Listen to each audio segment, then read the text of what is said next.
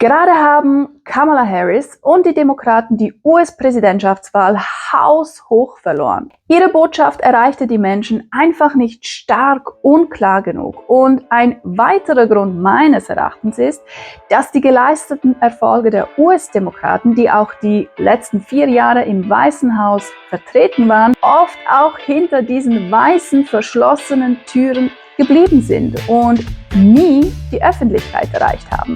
Genau das passiert, wenn auch du deine Erfolge nicht sichtbar machst. Dieser Satz, tu Gutes und sprich darüber, ist nicht nur ein PR-Spruch, sondern auch eine wichtige Lektion für jede Frau, die sich beruflich behaupten will. Deshalb spreche ich heute darüber, warum es höchste Zeit ist, deine Erfolge nicht nur selbstbewusst, sondern vor allem auch regelmäßig mit der Welt zu teilen. Los geht's!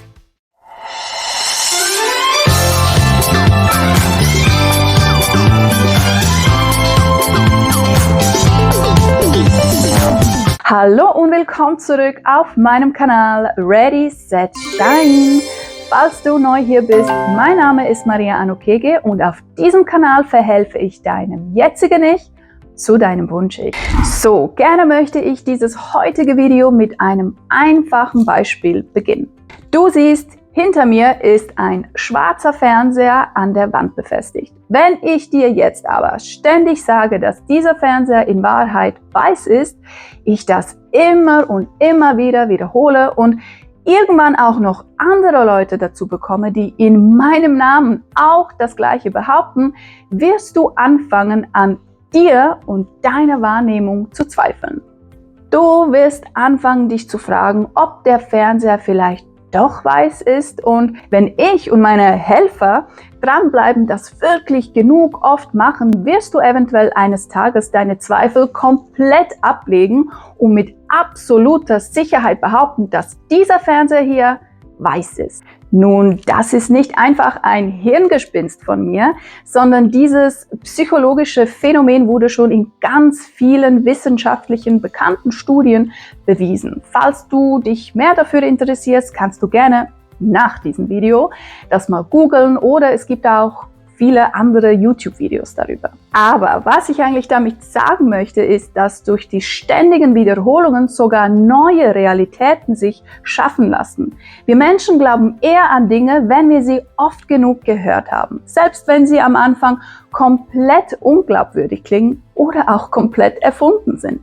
Wenn wir schon vorhin das Thema US-Politik angeschnitten haben, ja, das ist nichts anderes, was Donald Trump und seine Kampagnenverantwortlichen gemacht haben. Sie haben ihre Botschaft, ob wahr oder nicht, immer und immer wieder ausgespielt. Und die Medien, die haben mitgemacht. Und wenn wir bedenken, dass die Politfigur Trump schon seit Jahren, seit über 10 Jahren schon nichts anderes in den Medien macht, dann ist auch dieses aktuelle Wahlergebnis keine große Überraschung. Trump und seine Leute nutzen seit Jahren jede Gelegenheit, die sich ihnen bietet, über ihre Erfolge zu sprechen. Und wie gesagt, ob diese wahr sind oder nicht, sei komplett dahingestellt.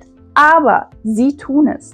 Denn sie haben dieses psychologische Phänomen, das ich vorhin erwähnt habe, verstanden. Sie haben es nicht nur verstanden, Trump und jeder einzelne seiner Anhänger hat das komplett verinnerlicht. Das Wort Bescheidenheit ist nicht in ihrem Vokabular vorhanden. Das gibt es nicht, denn, oh Überraschung, mit Bescheidenheit gewinnt man keine US-Wahl. Und das ist nicht nur eine Lektion, welche die US-Demokraten jetzt lernen müssen, sondern auch die du lernen musst.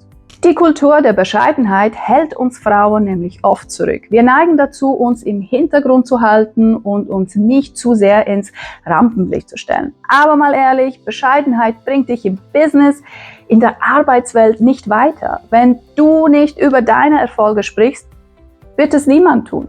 Das bedeutet, wenn du mit Erfolg assoziiert werden willst, musst du das Bild von dir kreieren. Dazu gehört auch, stolz auf deine Erfolge zu sein und sie auch regelmäßig, selbstbewusst mit der Außenwelt zu teilen. Denk mal an die Werbung. Was fällt dir ein?